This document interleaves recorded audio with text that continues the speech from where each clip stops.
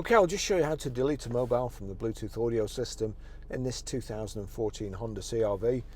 From any screen, it's on nav at the moment, but if you go to telephone, you've got telephone menu and phone setup at the bottom. Click on phone setup, Bluetooth setup,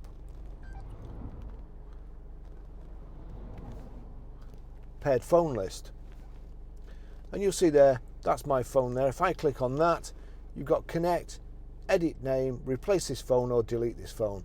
I want to delete this phone.